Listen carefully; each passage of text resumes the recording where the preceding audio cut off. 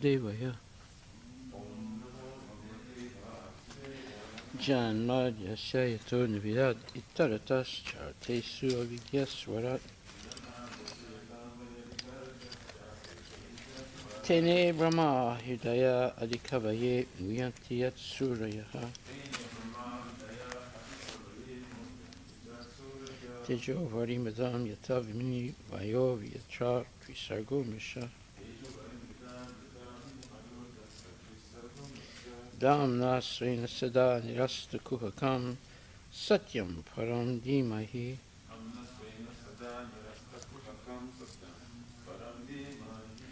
O my Lord Shri Krishna, son of Vasudeva, O all-pervading personality of Godhead, I offer my respectful obeisances unto you. I meditate upon Lord Shri Krishna because he is the absolute truth and the primeval cause of all causes, of the creation, sustenance, and destruction of the manifested universes. Of the creation, sustenance, and destruction of the manifested universes. He is directly and indirectly conscious of all manifestations. He is directly and indirectly conscious of all manifestations. And he is independent because there's no other cause beyond him. And he is independent because there's no other cause beyond him. It is he only who first imparted the Vedic knowledge unto the heart of Brahmaji. It's she only who first imparted the Vedic knowledge unto the heart of Brahmaji. The original living being. The original living being. By him, even the great sages and demigods are placed into illusion. By him, even the great sages and demigods are placed into illusion. As one is bewildered by the illusory representations. As one is bewildered by the illusory representations. Of water seen on fire or land seen on water. Of water seen on fire or land seen on water. Only because of him do the material universes. Only because of him do the material universes. Temporarily manifested by the reactions to the three modes of nature. Temporarily manifested by the reaction of the three modes of nature. Appear factual, although they are unreal. Appear factual, although they are I unreal. therefore meditate upon him, Lord Shri Krishna. I therefore meditate upon him, Lord Shri Krishna. Who is eternally existent in the transcendental abode. Who is eternally existent in the transcendental Which abode. is forever free from the illusory representations of the material world. Which is forever free from the illusory representations of the material world. I meditate upon him, for he is the absolute truth. I meditate upon him, for he is the absolute Dharma truth. projita kaitavutra.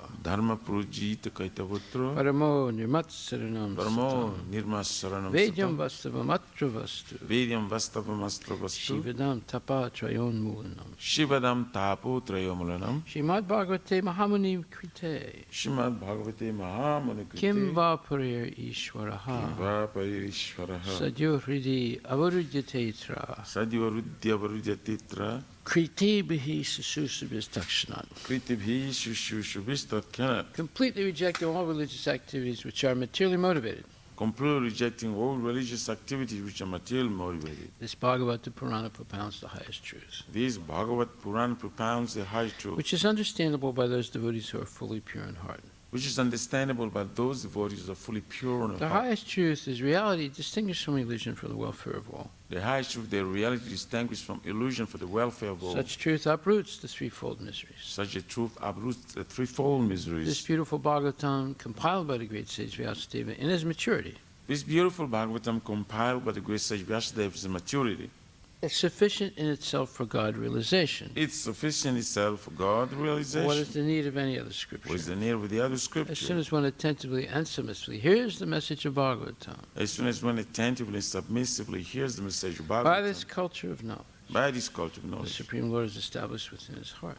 the Supreme Lord is established within his heart. Nigama kalpataro galitam phalam. Nigama kalpataror galitam phalam. Sukhamukhat amrita dravya samyutam. Sukamukharam ridadrava sangitam. Pibata bhagavatam rasamalayam. Pibata bhagavatam rasamalayam. Mahur aho raska bhuvi bhavakaha. Murahura sikha O bhuvibhavakam. expert and thoughtful men, relish Srimad Bhagavatam. O expert and thoughtful men, relish Srimad The Bhagavatam. mature fruit of the desire to Vedic The literature. mature fruit, the desire truth of the Vedic It literature. emanated from the lips of C. Sukadeva Goswami. It emanated from the lips of Sri Shukadev Therefore, Goswami. this fruit has become even more tasteful. Therefore, this fruit has become even more tasteful. Although its nectarian juice was already relishable for all, Although its nectarian juice was already relishable for all, including liberated souls. including liberated souls. Shindratam Swakata Krishna. Srimvatam Swakata Krishna. Punya Shravana Kirtana. Punya Shravana Kirtana. Vidyantaksto hi abhadrani.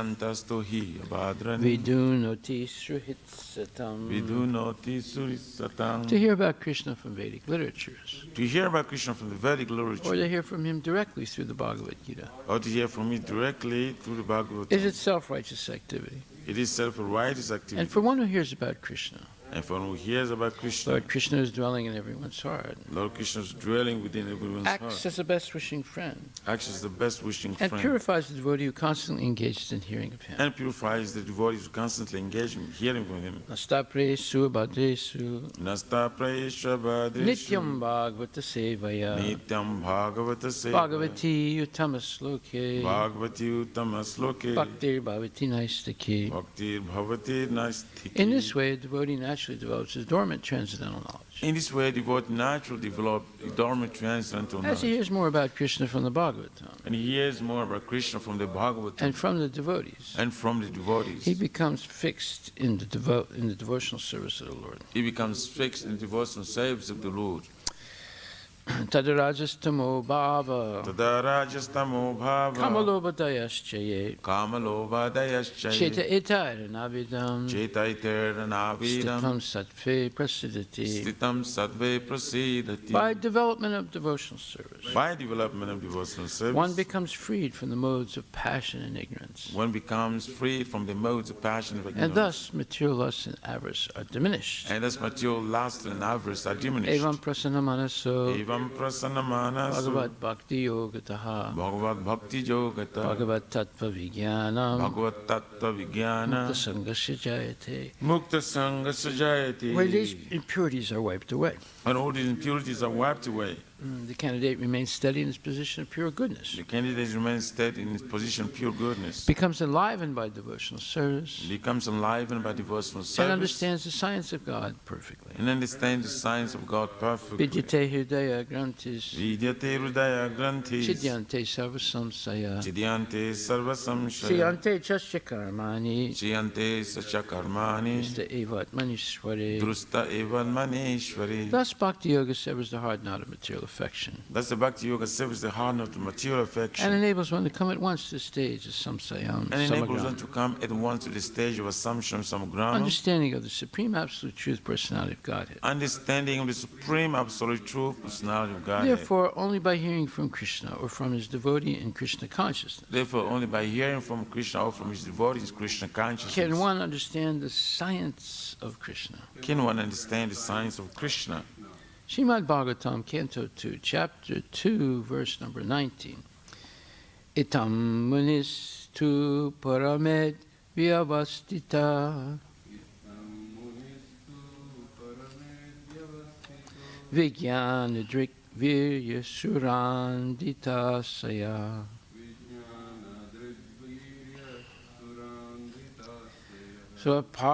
Swaparsninapid yagudam tato nilam Swaparshina pidyagudam tato nilang. stane susatsun namaye jitaklama. Stane susatsu namaye jita klama. Translation by Srila Prabhupada. By the strength of scientific knowledge, one should be well situated in absolute realization and thus be able to extinguish all material desires.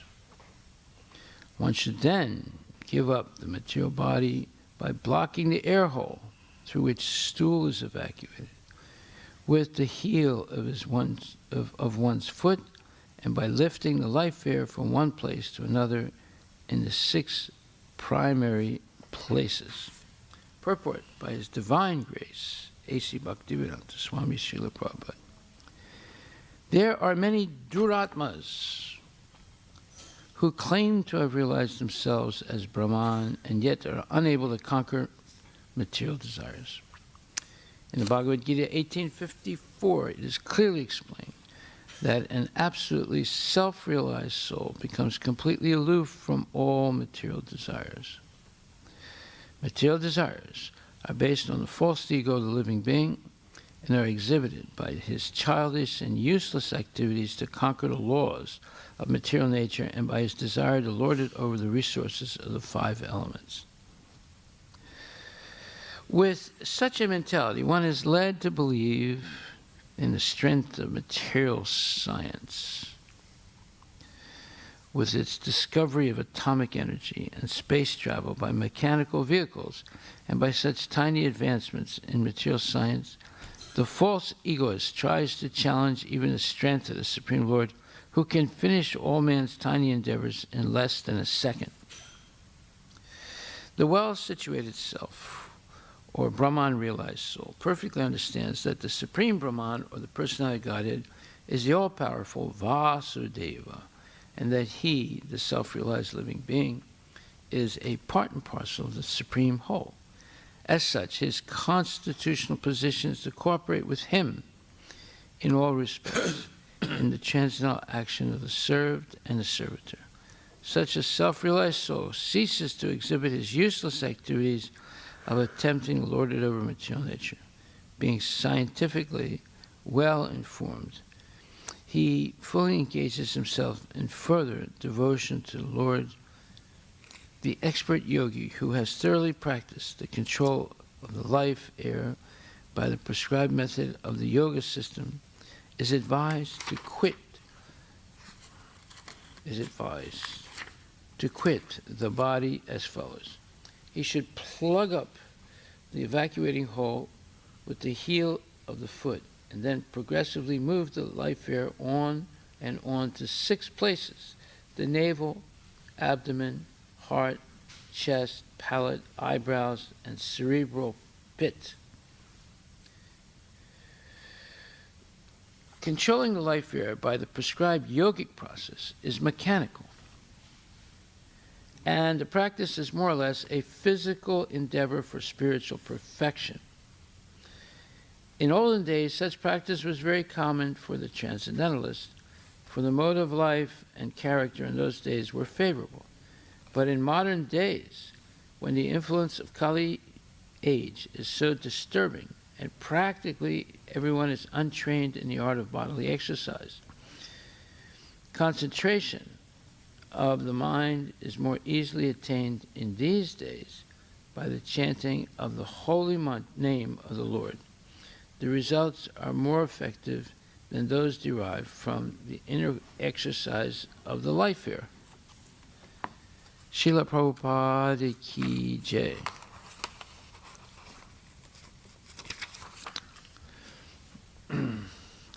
By the strength of scientific knowledge, one should be well situated in absolute realization and thus be able to extinguish all material desires. One should then give up the material body by blocking the air hole through which stool is evacuated with the heel of one's foot, and by lifting the life air from one place to another in the 6 primary places. Well, we can understand by reading this that it's almost impossible for most people to do this. Not almost impossible. It is impossible for most people. Maybe a very rare few people in the whole world is capable of doing what's described here. But yet, people talk about this nonsense of doing Ashtanga yoga, Raja yoga, Kriya yoga, all those types of yoga which are virtually impossible for people in the age of Kali.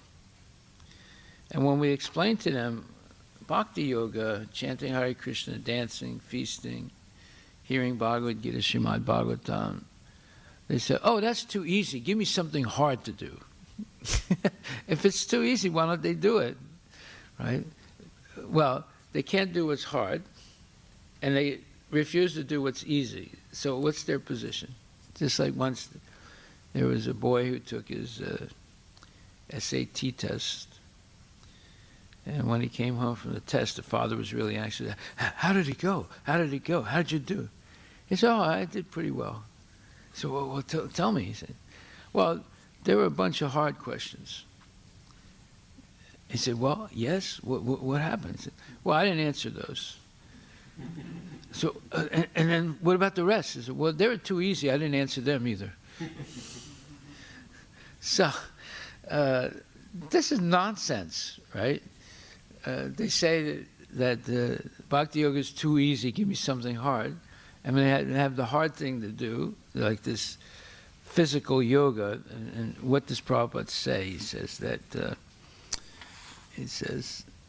that controlling the life air by the prescribed yogic process is mechanical, and the practice is more or less a physical endeavor for spiritual perfection. That's very difficult or virtually impossible in Kali Yuga for people to attain any type of spiritual perfection by doing this mechanical process. They're too harassed by cell phones and telephones and television and movies and this thing and that thing to keep their mind focused on such a difficult discipline. However, there are some very important points in this purport, and it says, and it quotes Bhagavad Gita 1854, and 1854 says,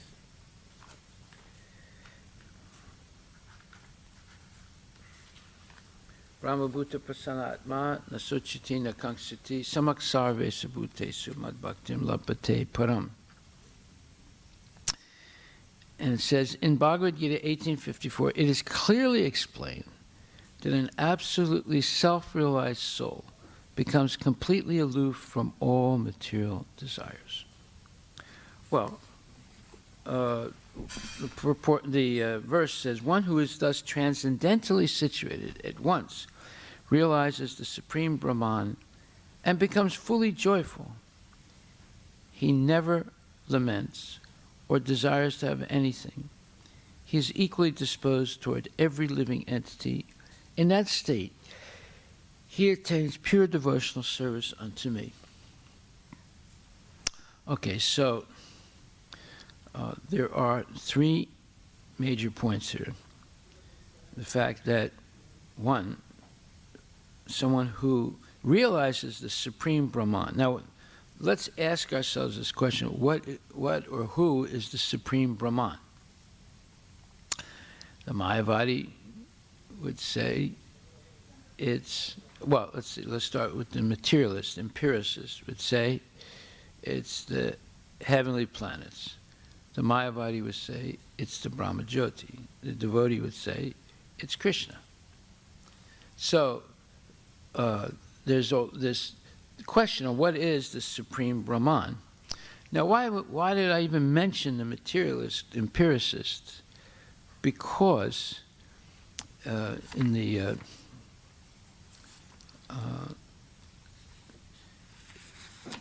was the 15th chapter or the 13th chapter? One second.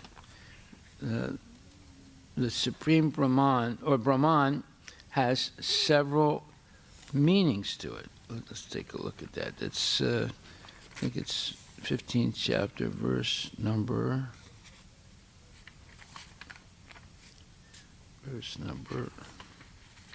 4 or 5. Let's see.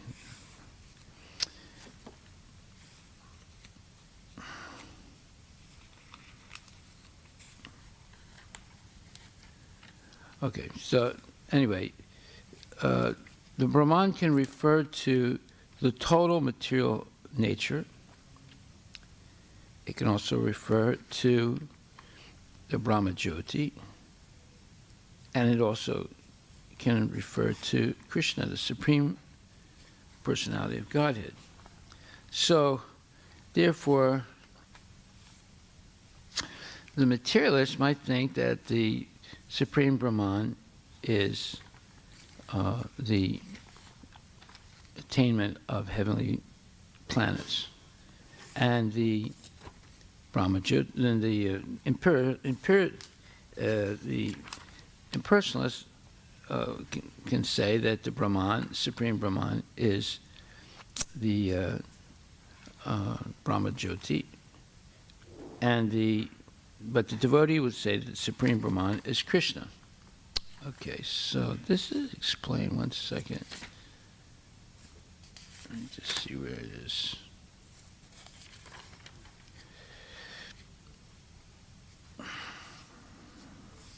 Okay, I'm not finding it, so I'll come back to it. All right, so then someone who has the scientific knowledge that the Supreme Brahman is the Supreme Personality of Godhead, they become fully joyful, because we said in the Brahma Jyoti there's only Sat and Chit, eternity and knowledge. But when one comes to understand Vishnu or Krishna, the Supreme Personality of Godhead, they are Sat Chit Ananda. They have transcendental bliss.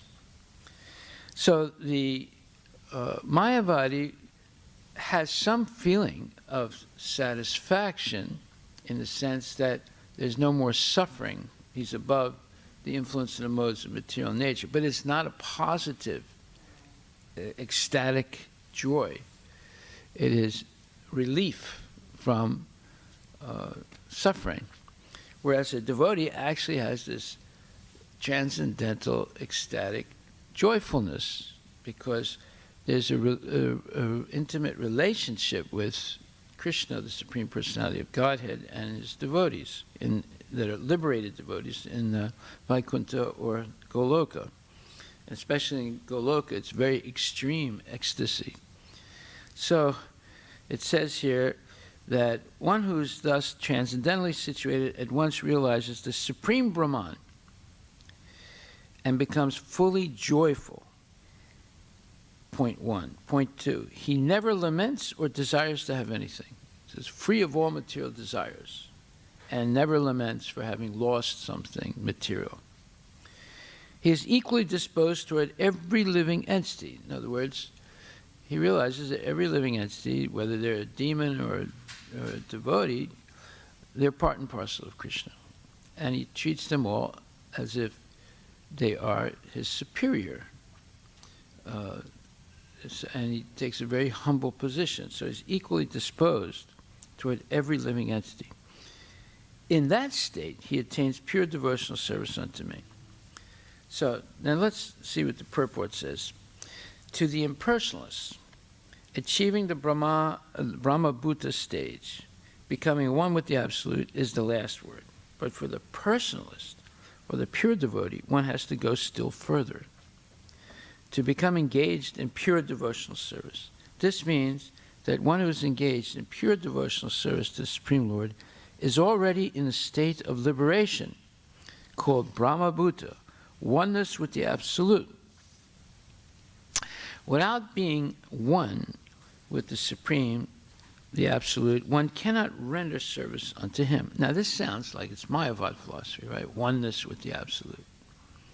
However, that oneness is explained. In the absolute conception, there is no difference between the served and the servitor. Yet the distinction is there in a higher spiritual sense. In the material concept of life, when one works for sense gratification, there is misery. But in the absolute world, when one is engaged in pure devotional service, there is no misery. The devotee in Krishna consciousness has nothing for which to lament or desire, since God is full. A living entity who is engaged in God's service, in Krishna's consciousness, becomes also full in himself. In other words, he becomes, by his complete subordination to the Lord, he's independent of the needs of the body, whether gross or subtle body, and the obligations of the material world, mundane obligations of the material world. Is independent of these things. The devotee in Krishna consciousness has nothing for which to lament or desire, since God is full. A living entity who is engaged in God's service in Krishna consciousness becomes also full in himself. That, in other words, he is self-sufficient. He doesn't need anything outside. He has everything within himself, because Krishna is there and his eternal soul is there. He is not bewildered by the gross or subtle body, and he minimizes the bodily needs to Krishna Prasadam.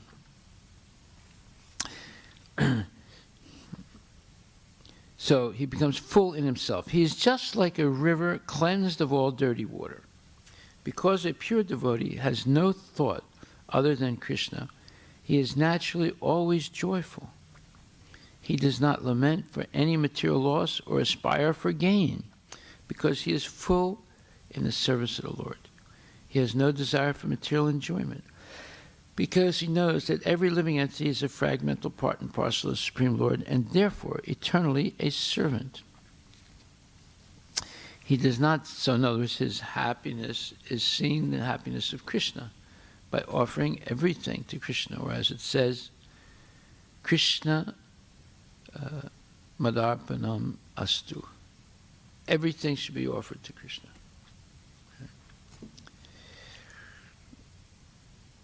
He does not see in the material world someone as higher and someone as lower. Higher and lower positions are ephemeral, and a devotee has nothing to do with ephemeral appearances or disappearances. For him, stone and gold are of equal value. This is the Brahma Bhuta stage, and this stage is attained very easily by the pure devotee. In that stage of existence, the idea of becoming one with the Supreme Brahman and annihilating one's individuality becomes hellish. The idea of attaining the heavenly kingdom becomes phantasmagoria, and the senses are like serpents' teeth that are broken. As there is no fear of a serpent with broken teeth, there is no fear from the senses when they are automatically controlled. The world is miserable for the materially infected person, but for a devotee, the entire world is as good as Vaikuntha or the spiritual sky. The highest personality in this material universe is no more significant than an ant for a devotee. Such a stage can be achieved by the mercy of Lord Chaitanya, who preached pure devotional service in this age.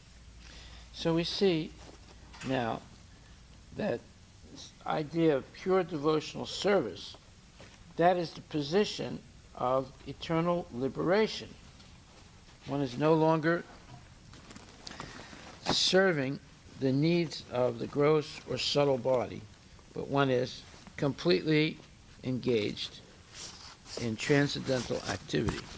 So then what does this oneness with the Lord mean?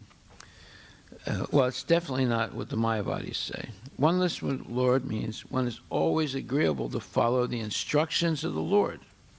This is explained also in the following verse, where Arjuna says to Krishna, Nasta moha smitir ladva tat prasadat mayuchyate stitosi gata sandeha karishe vachanam tava. He says, Arjuna said, my dear Krishna, O infallible one, my illusion is now gone.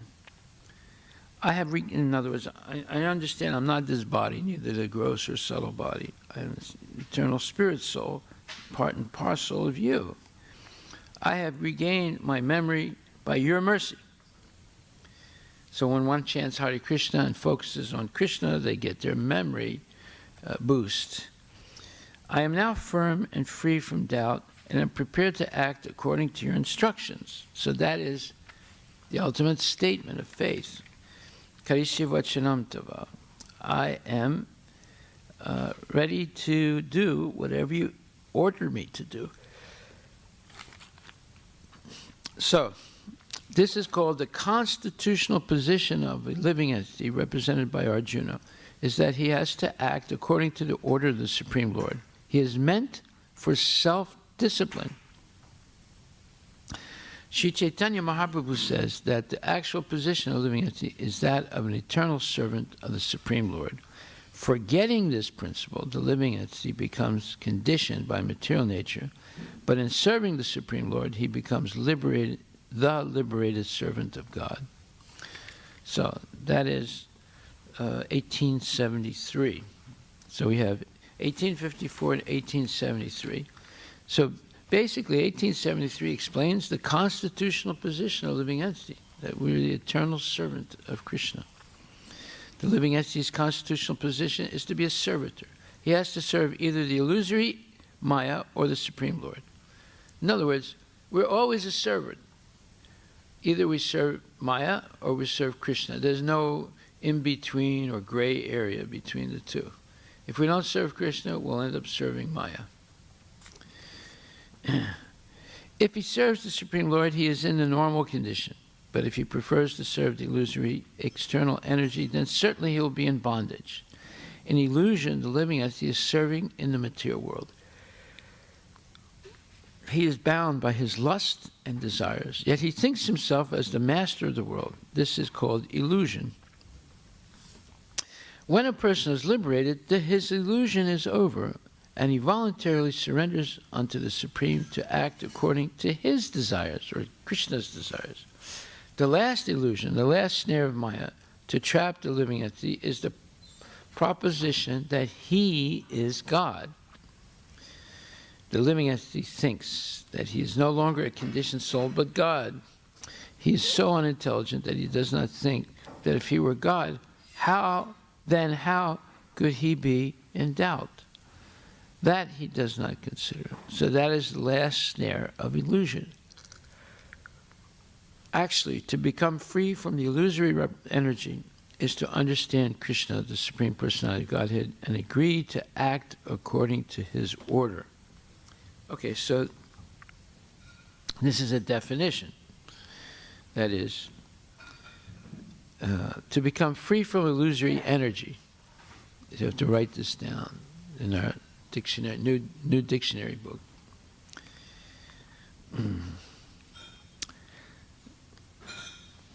To become free from the illusory energy is to understand Krishna, the Supreme Personality of Godhead, and agree to act according to his order. So definition number 2. The word moha is very important in this verse. Moha refers to that which is opposed to knowledge. Actually, real knowledge is the understanding that every living being is eternally a servitor of the Lord.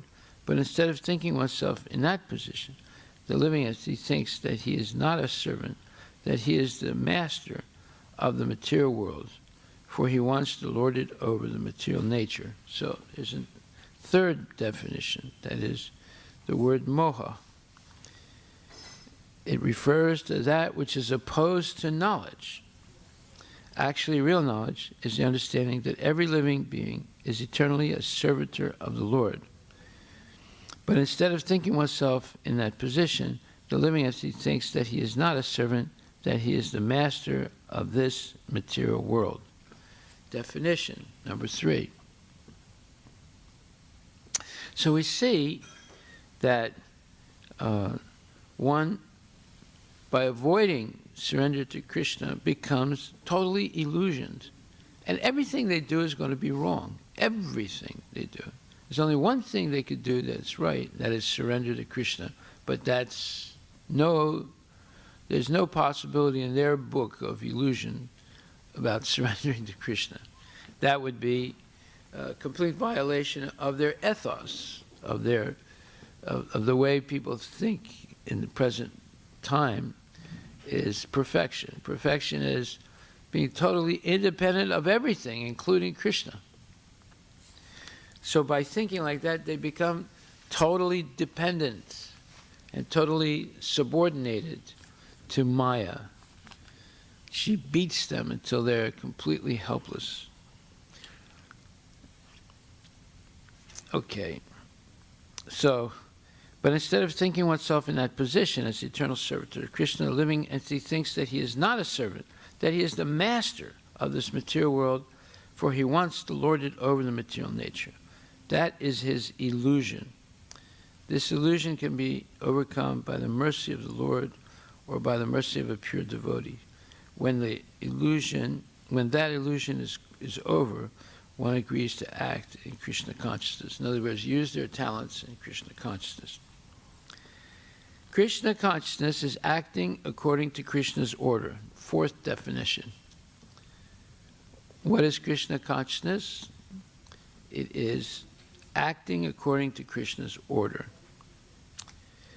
A conditioned soul, illusioned by the external energy of matter, does not know that the Supreme Lord is the Master, who is full of knowledge, and who is the proprietor of everything.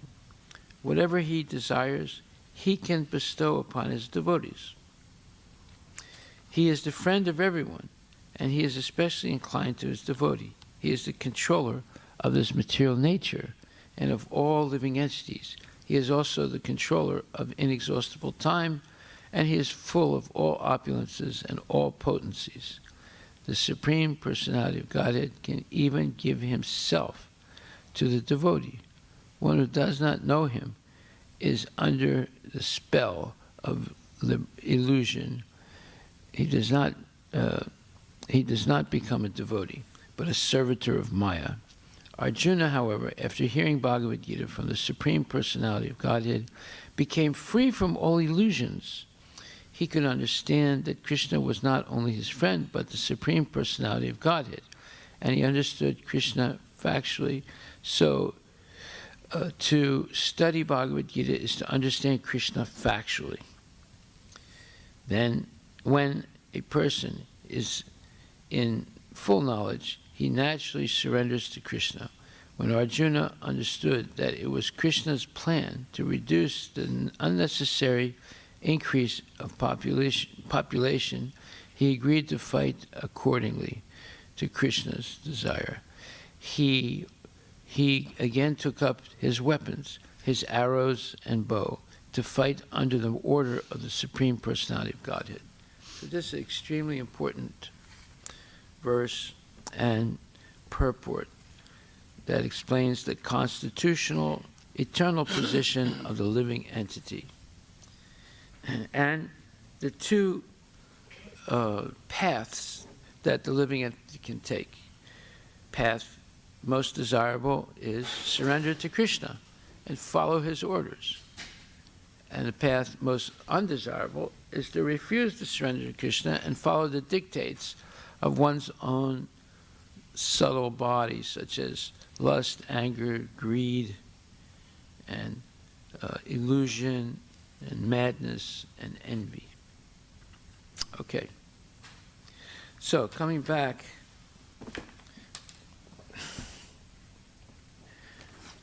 we were studying psychology. And first of all, when we're talking about the psychology of the human being, we have to talk about the constitutional position of the living being and the two choices that the living being has in life. Either surrender completely to Krishna, understanding that I am eternal part and parcel of the Lord, and there's no independent life from the Lord.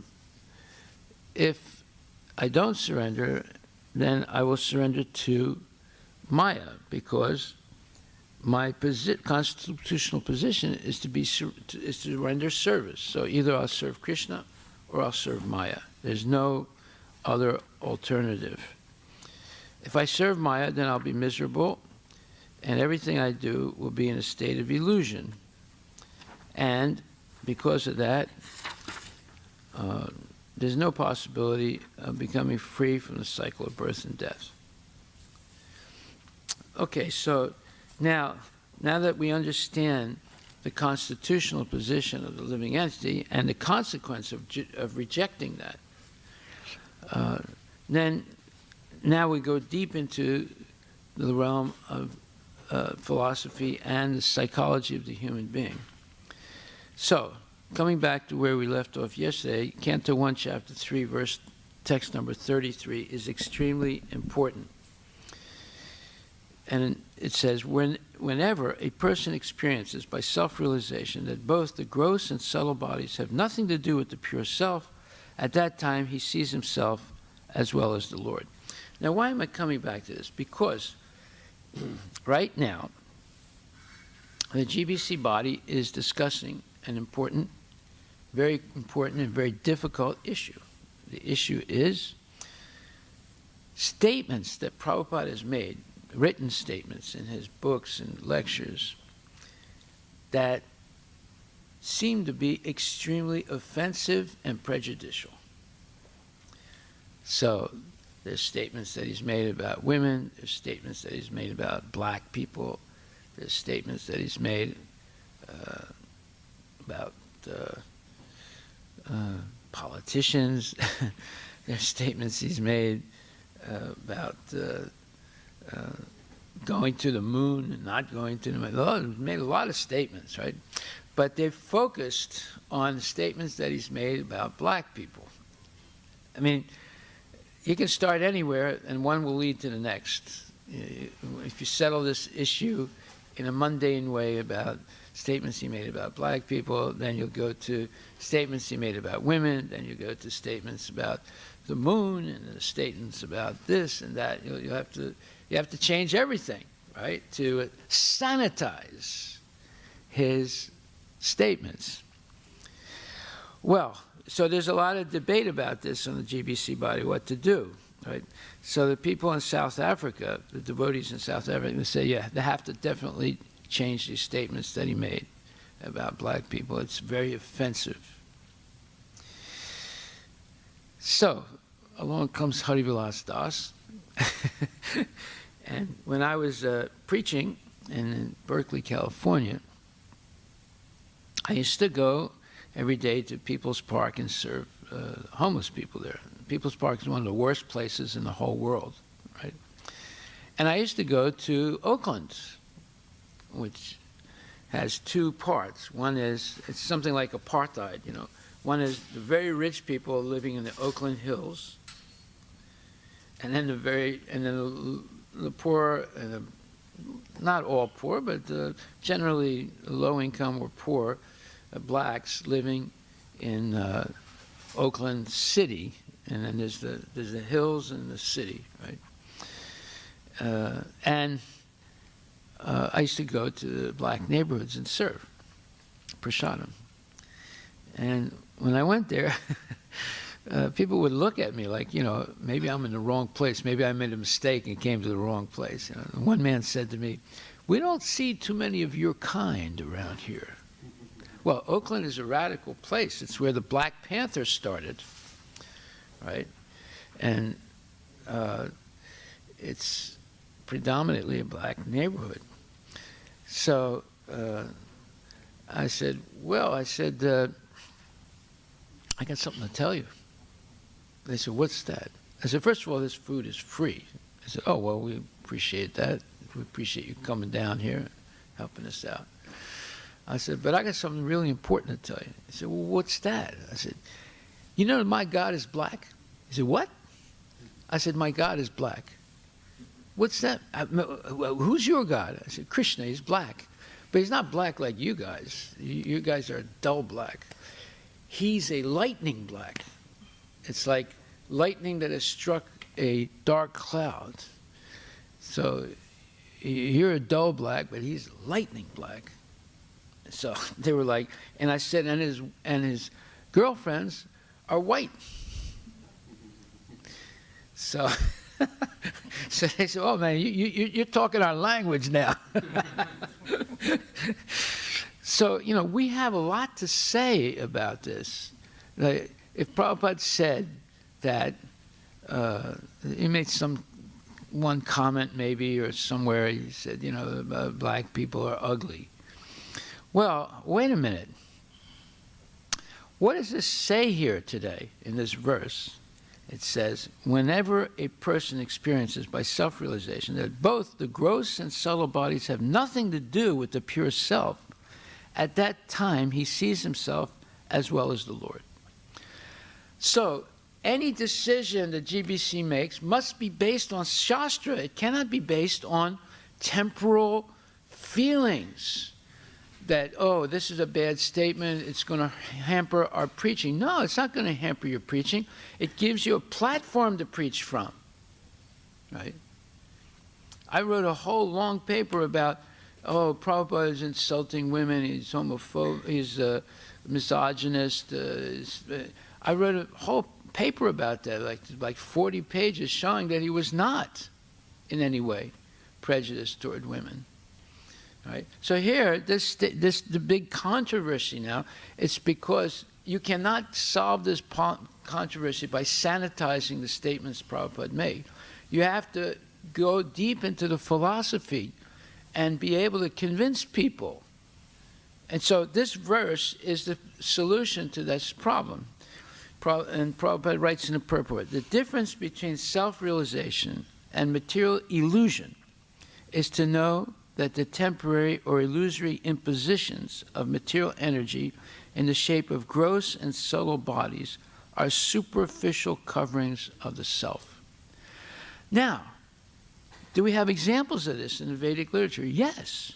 Like, for example, Vibhishan. Vibhishan, he's born in the family of Rakshasa. He looks like a Rakshasa, right? And which means hideous.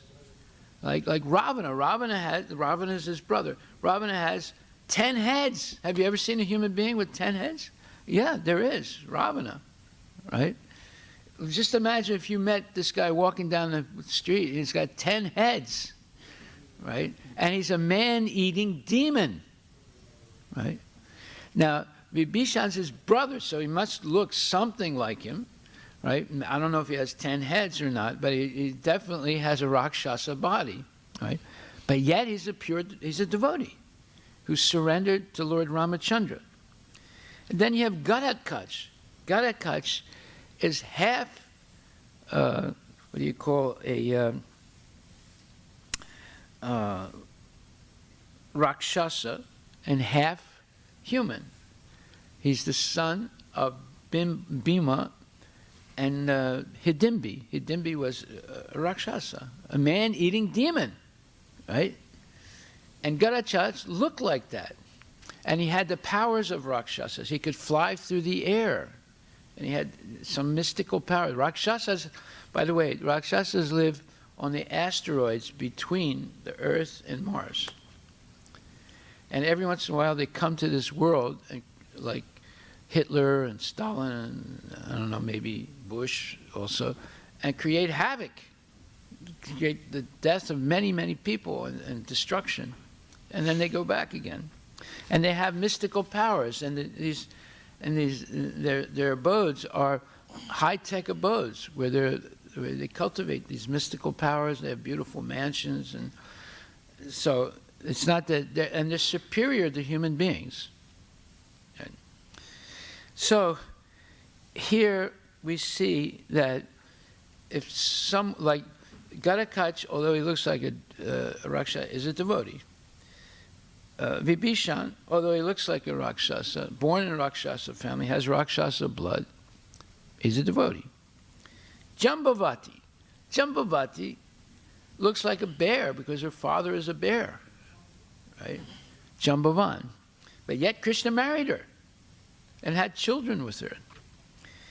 And then there's Jatayu. Jatayu is a vulture, a vile-looking bird that eats dead bodies, but yet he's a pure devotee of Lord Ramachandra, and Ramachandra accepted him as that, right?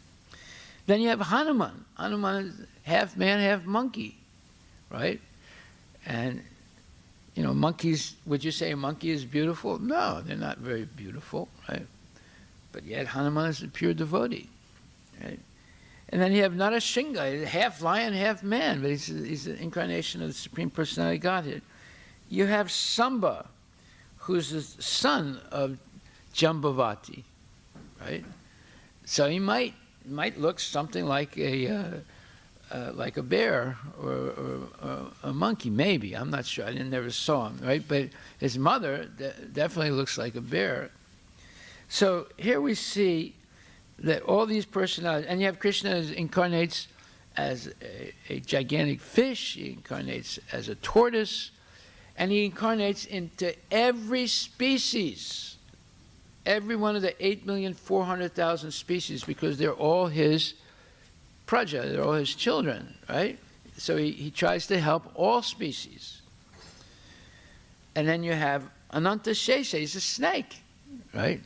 With thousands of heads, tentacles, you know, but yet he's an incarnation of God.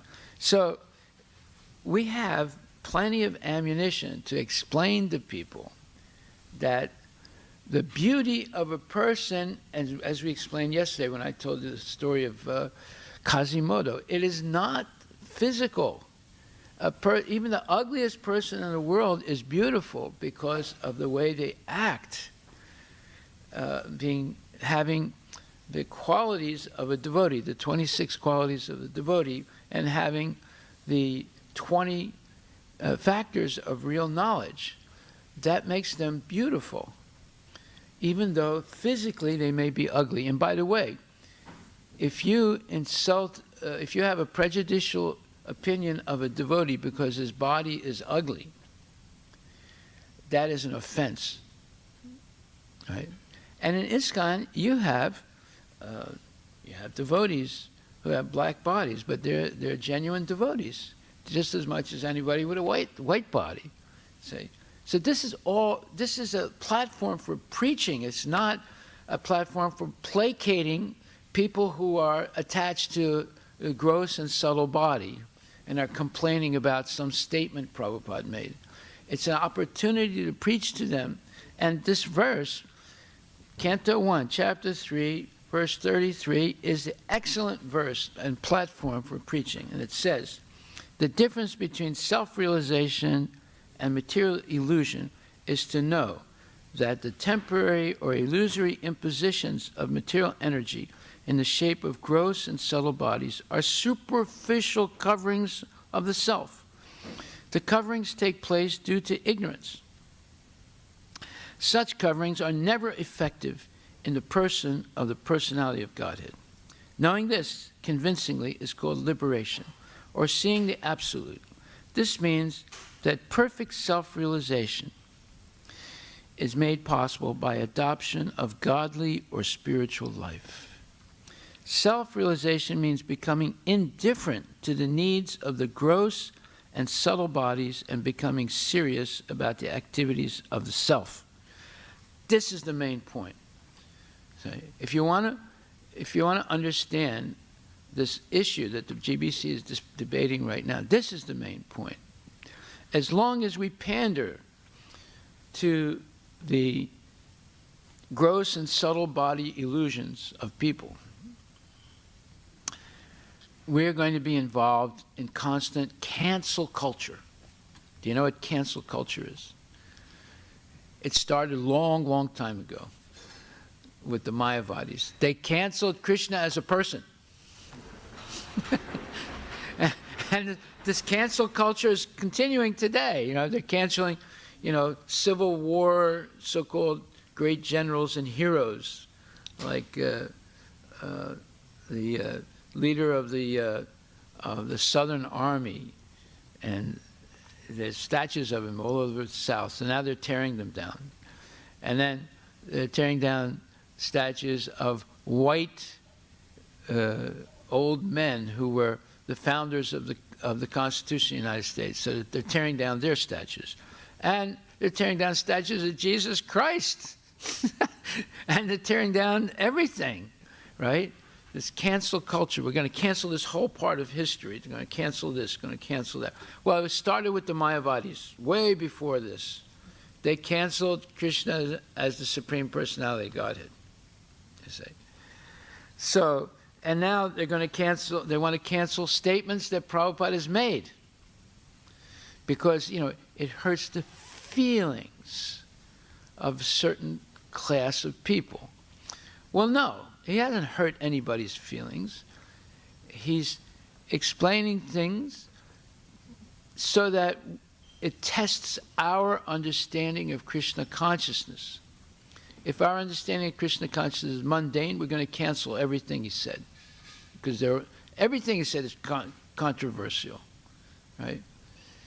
But if we are genuine devotees, then we're going to try and understand that we don't serve the gross and subtle body. We have to serve the real self, which is the soul, right?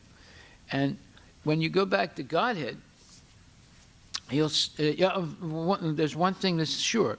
Krishna has incarnations in a red body, and in a white body, and in a black body, and in a yellow body or golden body.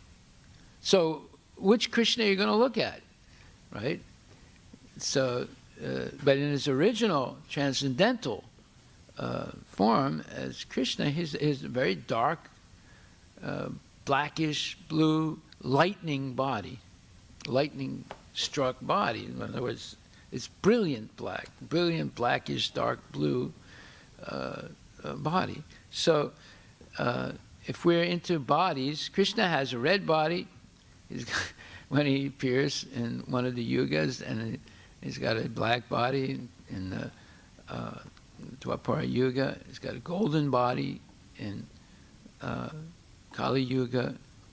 He's got a white body in the Satya Yuga. So this whole idea of canceling statements that Prabhupada made, it's a test to see whether we understand Krishna consciousness or not. And this purport has the answer to it. The impetus for activities is generated from the self, but such activities become illusory due to ignorance of the real position of the self. By ignorance, self-interest is calculated in terms of the gross and subtle bodies, and therefore a whole set of activities is spoiled, life after life. So, if we say black lives matter, okay, yeah, they do matter. Yeah, every life matters, right?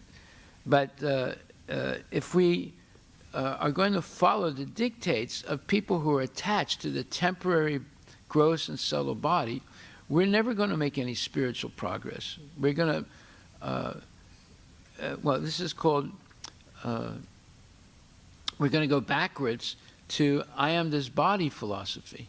And we had to pander to everybody's sensitivities. Just like nowadays, there are so many ways of calling. Like recently I got an email from this Indian lady, and nowadays whenever you get an email from someone, they tell you what pronouns you can use to talk about them, right? And there are a lot of pronouns now, you know. Huh? Yeah, you know, he, she, it, neutral, blah, this, that, you know, blah, blah, blah. There are hundreds, thousands of pronouns that you have to use, and if you don't use them, it's offensive. So you see, you can't, there's no end to this, pandering to the body, the gross and subtle body. It's all over the place, and it's all about canceling out what was traditionally used, and then coming up with these crazy, complicated identifications, and all based on a gross and subtle body. So by ignorance, self-interest is calculated in terms of the gross and subtle bodies, and therefore a whole set of activities is spoiled, life after life. When, however, one meets the self by proper culture, the activities of the self begin. Therefore, a man who is engaged in the activities of the self is called Jivan Mukta, or a liberated person, even in the conditional existence. So this is what we have to convince people of this philosophy, whether they're black, white, red, green, yellow, blue. You know, Lord Rama is described often as a darkish green. You see, so then it says this perfect stage of self-realization, when you see the self as completely different from the gross or subtle body, and the self is the part and parcel of Krishna. In other words, the person. And there's no such thing as white, black, green, yellow, red body. The body, our spiritual body, will be revealed to us once we get free of this false identification with the gross and subtle body. So this perfect stage of self-realization is attained not by artificial means, but under the lotus feet of the Lord, who is always transcendental. In the Bhagavad Gita, the Lord says that he is present in everyone's heart, and from him only all knowledge, remembrance, and forgetfulness take place. When the living being desires to be an enjoyer of material energy, illusory phenomena, the Lord covers the living being in the mystery of forgetfulness, and thus the living being misinterprets the gross body and subtle mind to be his own self. So this is the issue. People, whether they're white people or black people or yellow people or green people, they are misinterpreting their identity with the gross or subtle, with the gross body or the subtle mind. to be his own self, and it's not true. This is called illusion. Illusion, definition of illusion, you should write this down, is to believe something is true that was never true. It's another definition in our dictionary of words. To believe something is true that was never true. It's not, it was true at one time, now it's not true. No, it was never true. So it's never true that I am black, or I am white, or I am green, or I'm yellow. No. Maybe in this life I have a white body. Maybe in the next life I'll have a black body. So what can be true about that? I'm not the body. It's the soul that's the person, not the body. So, and by culture of transcendental knowledge, when the living being prays to the Lord for deliverance from the clutches of forgetfulness, the Lord, by his causeless mercy, removes the living being's illusory curtain. And thus he realizes his own self. So that's what we have to do. We have to help people remove this illusory curtain, this mystery of forgetfulness, and remember who we actually are. That's what self-realization is about, is to find out who you are actually. What is your real identity? It's not black, it's not white. It has nothing to do with color. It has to do with your relationship with Krishna, or our relationship with Krishna. He then engages himself in the service of the Lord in his eternal constitutional position, becoming liberated from the conditioned life. All this is executed by the Lord either through his external potency or directly by the internal potency. Okay, so that's the next issue, is Krishna's external and internal and marginal energies or potencies. Krishna, so that's the next verse, is verse 34, and then we'll stop right there and come back to this tomorrow. So this is a study in psychology. And this issue about, sensitivity by certain classes of people to statements Prabhupada has made, no statement Prabhupada has made is wrong. Even those that seem to be completely wrong, they are not wrong. He very carefully chooses his words, right? Now, you might say, oh, well, in some of the conversations, his conversations are not the same as his books. Well, you could make that point, because in his books he was very careful about every word he used.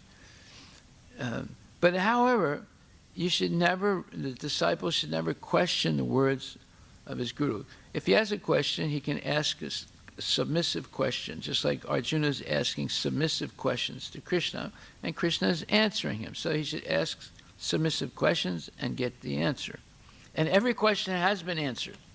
Every question has been answered. So it's just a question of being patient and asking the right persons who can show you in Prabhupada's books where your question was already answered. Right? Okay, we'll stop right there. Are there any questions? Harivilas Maharaj? Yes. Sri Prabhupada said, this moment will be destroyed within. Come from within, not from without. Not from outside. Yeah. So all those, years after years since Prabhupada left, Prabhupada teaching is there. And personally, I met, intelligent black people reading Prabhupada books. Nobody has come forward with any complaint. Well, Prabhupada said this about black people, about this and that.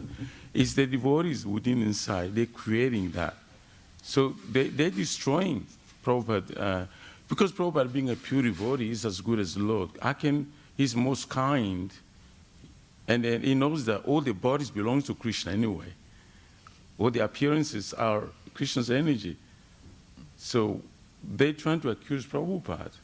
That's really shocking. It is. But that means they're questioning Prabhupada now. Prabhupada preaching, Prabhupada... No, they're saying we can't continue to preach, let's say, with validity in South Africa because of these statements that Prabhupada made. That's wrong. Of course it's wrong. Absolutely. I mean, they're very offensive to Prabhupada. Yeah. Now, mostly they're removing Prabhupada. Oh, no, they're going to make their own Prabhupada. Exactly. They're going to sanitize Prabhupada. Prabhupada. Yeah. That's very offensive. Yeah, it is And offensive. they're destroying our discouraged philosophy. Yeah, I mean, any decision made cannot be because of feelings. It's got to be made on the basis of Shastra. Otherwise, you lose the authority of the movement. Is they're trying to be like activists, you know? Yeah. Trying to, I've seen some like foreign people, like white people, they're trying to be sympathetic, to minority. And that it's just to say, oh, poor guys, this and that, But it's no nonsense, So they those devotees trying to play that kind of role, thinking that, oh, nobody's black. The soul is the soul, anyway. So instead of, like you said in the beginning, instead of explaining to people, look, you're not this body, so they're telling that you're the body. Exactly right. That's the whole point. And we accept that you are your body. Yeah. It's I can't believe that. Well, that's why I'm bringing the subject up. I am a member of the GBC, although I don't have a zone, but I'm a member of the GBC as a emeritus GBC. I get all the, I'm invited to all the meetings and all that stuff, but this thing is being debated right now. And then we can see in history repeat itself, because when Mahaprabhu came and established, pure Krishna consciousness, what happened? They put some pradaya, different people, they started watering down the knowledge until Bhaktivinoda Thakur came again. So they're trying to water down all the knowledge Prabhupada has given. Well, it's all in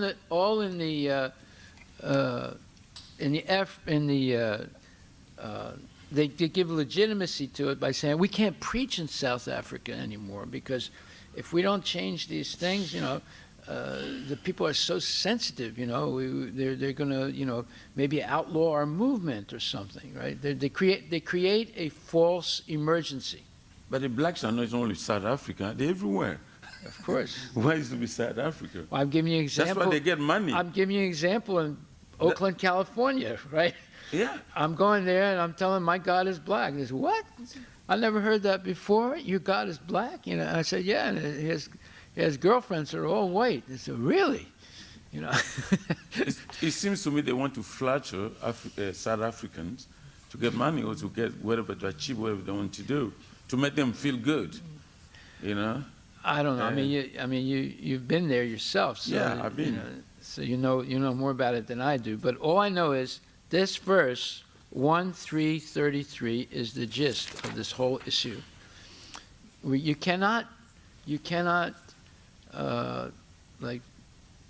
artificially speak to the gross and subtle body of people. Then you get on their level, right? Right. I am this body. Exactly. Right. So where are those statements, anyway? We're reading Prabhupada's books over and over, but where are those statements from? From his speech, lectures, from conversations, or where are those statements? It doesn't matter. It doesn't, in my estimation, it doesn't matter where they're from. But yeah, his conversations, his letters also are not. Normally, we differentiate between the books and the letters and the conversations, right? Because the books, he very carefully chose all his words. But yet, even in the books, there are statements that people object to about women. It's right in the Bhagavad Gita, right in the first chapter of Bhagavad Gita. There he says, Bhagavad Gita 1:40. He says, therefore, both children and women require. It says, a child, as children are very prone to be misled, women are similarly very prone to degradation. Therefore, both children and women require protection by the elder members of the family. By being engaged in various religious practices, women will not be misled into adultery. According to Chanakya Pandit, women are generally not very intelligent and therefore not trustworthy. So the different family traditions of religious activities should always engage them, and thus their chastity and devotion will give birth to a good population eligible for participating in the Varnashram system. You read that out loud today in a college campus, and you'll get, a lot of women will come and start, screaming at you. Ah, your guru is a misogynist. He's just insulted all the women, blah, blah, blah. You see? So, but no, this gives a platform for preaching. So it's not that women are different from men. Men and women both are under the illusion of the gross and subtle body. Right? Another thing, really, I mean, Prabhupada being a pure devotee is a transcendental being. How can he discriminate? How can he do that? I don't understand in English the word pejorative. Pejorative means you Say take something and give it a lesser status, right? You make it lesser than what it actually is. But Prabhupada can't do that. No, he's not doing that.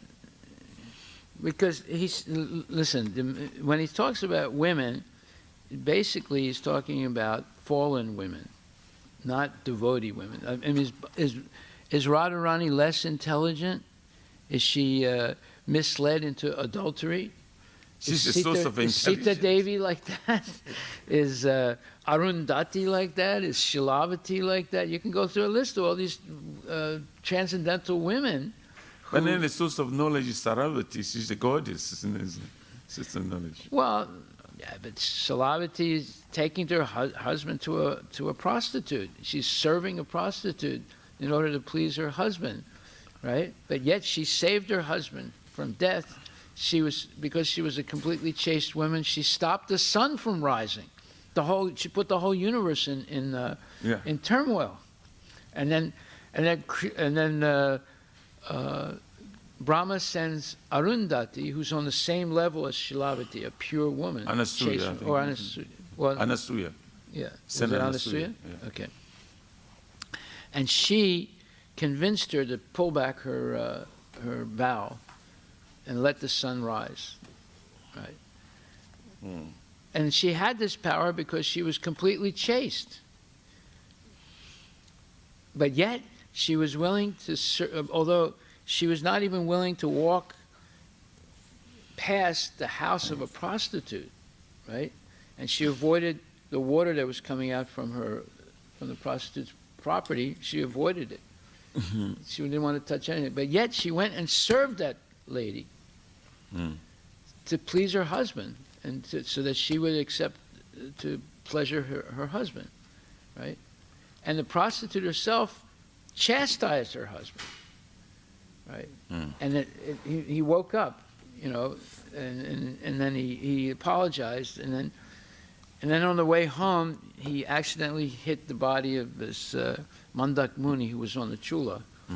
And Mandak Muni cursed him to die when the sun rises. And then his wife, who's a chaste woman who has mystical powers because of her chastity, vows that the sun is not going to rise. And it put the whole universe in anxiety, right? Until they sent this lady to convince her not to pull back her vow. So, these are not stories. They're the actual things that happened. And unless we understand, the difference between a normal woman who is materially attached and has foibles, just like normal men have foibles. They have weaknesses, and they're attached to sex life and so many things. But they can all be transformed into pure devotees if they're willing to be instructed. Okay, so it doesn't say we reject women. It doesn't say we reject blacks. We don't reject this one or that one. If they're willing to be instructed, we can turn them into pure devotees. That's Krishna consciousness. Okay, Haribol. Where is he?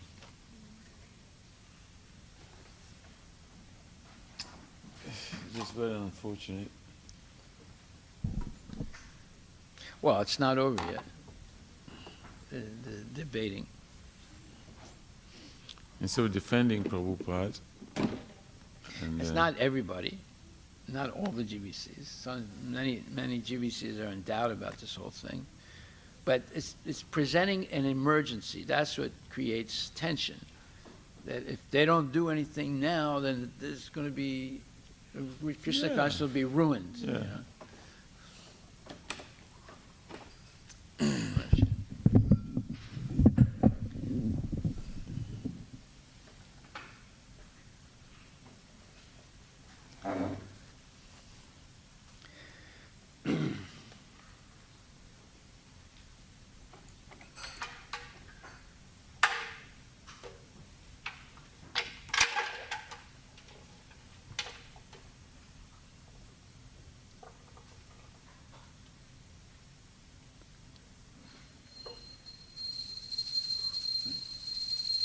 You chant. April-2021. Huh?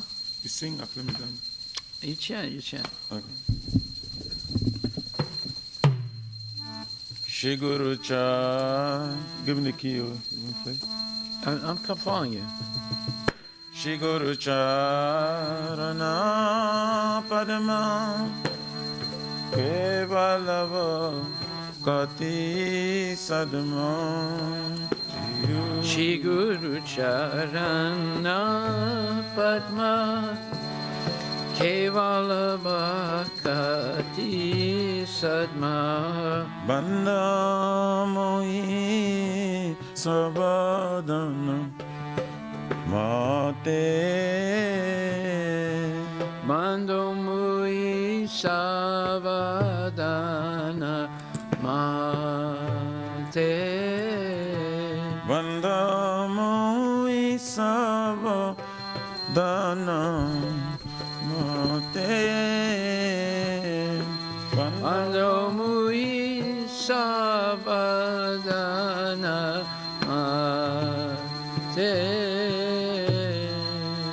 Jara Prasade Bhai E Bhavato Liyajan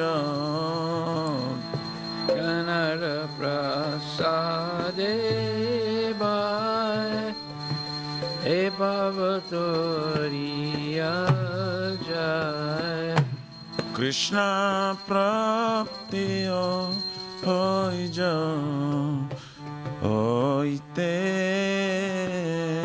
Krishna Prapti Oya Oite Guru Mukha Padma Bhakya Site Te Ko Riya Aikya Guru Mukha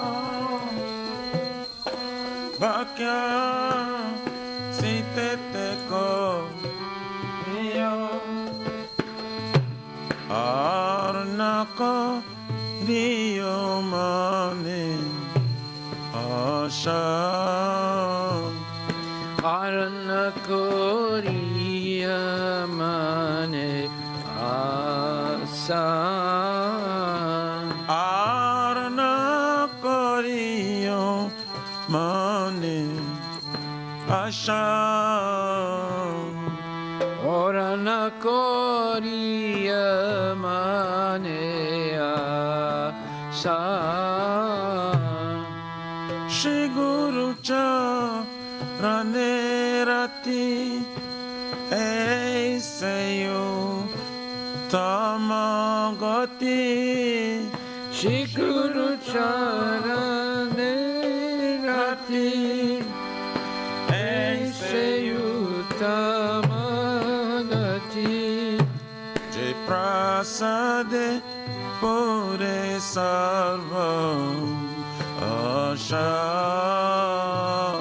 Ye Prasade Pure Sarva Asa Chakshudana Diloye Janme Janme Prabhu Se Chakshudana Dilaje Janmi Janmi Prabhu Se Divya Hriday Prakasita Divya Gyan de Prokasito Prema Bhakti Jaite Avidya Nasa Jate Prema Bhakti Jaite Avidya Vere Gai Jara Jari Ta Vere Jara Jaya Sa Vere Gai Jara Jari Ta Vere Gai Janarachari To Shri Guru Karuna Sindhu Adhama Janara Bandhu Shri Guru Karuna Sindhu Adana Janara Bandhu Shri Guru Karuna Sindhu Adhama Janara Bandhu Shri Guru Karuna Sindhu Adana Janara Bandhu Lokana Lokera Jivana Lokanath Lokera Jamana Ha Prabhu Karodai Deyamare Padachaya Aha Prabhu Kora Daya Deya More Padachaya Ha Prabhu Karodai Deyamare Padachaya Daya Deya More Padachaya Ebeyas Gosutri Bhuvana Vedimas Suti Bhuvana Dvipade Laila Sharana Dvipade Laila Sarana Srila Prabhupada Patita Pavana Prabhupada Patita Pavana Jaya Prabhupada Jaya Prabhupada Jaya Prabhupada Srila Prabhupada Jaya Prabhupada Jaya Prabhupada Jaya Prabhupada Jaya Prabhupada Hare Krishna Hare Krishna Krishna Krishna Hare Hare Hare Rama Hare Rama Rama Rama Hare Hare Hare Krishna Hare Krishna Krishna Krishna Hare Hare Hare Rama Hare Rama Rama Rama Hare Hare Nitai Gaura Haribo Haribo Haribo Nitai Gaura Haribo Tagore Haribo Haribo Haribo Tagore Haribo Jai Om Vishnupad Paramahansa Parvajika Chasta Tarasatara Shri Maharaj's Divine Grace A.C. Bhakti Vedanta Goswami Maharaj Prabhupada Ki Jai. Jai Anantakoti Vaishnava Vrinda Ki Jai. Namacharya Srila Haridas Thakur Ki Jai. Prem Sikoho Shri Krishna Chaitanya Prabhu Nityananda Shri Advaita Gadadhar Shri Vasadi Gaura Bhakta Vrinda Ki Jai. Shri Radha Krishna Gogopinath Radha Radha Kunda Samkunda Radha Kunda Ki Jai. Vrindavan Dham Ki Jai, Mayapura Dham Ki Jai, Jagannath Puri Dham Ki Jai, Tulasi Devi Ki Jai, Bhakti Devi Ki Jai, Ganga Maya Ki Jai, Jamuna Maya Ki Jai, Samaveda Bhakta Vrinda Ki Jai, Harinam Sankirtan Ki Jai, Nitai Gaura Premanandi. All glories to assembled devotees, all glories to assembled devotees, all glories to assembled devotees, all glories to Shri Guru and Shri Guranga, all glories to Srila Prabhupada, Patita Pavana Ki Jai.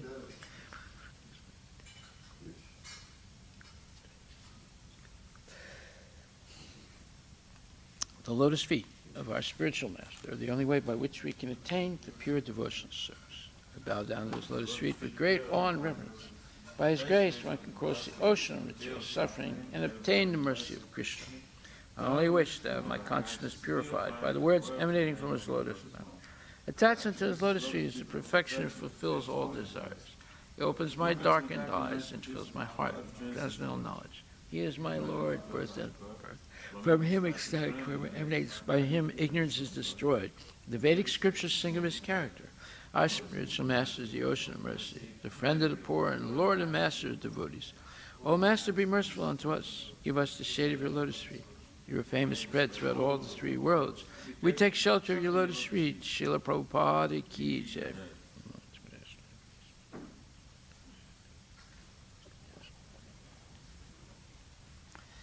Hare Krishna, Hare Krishna,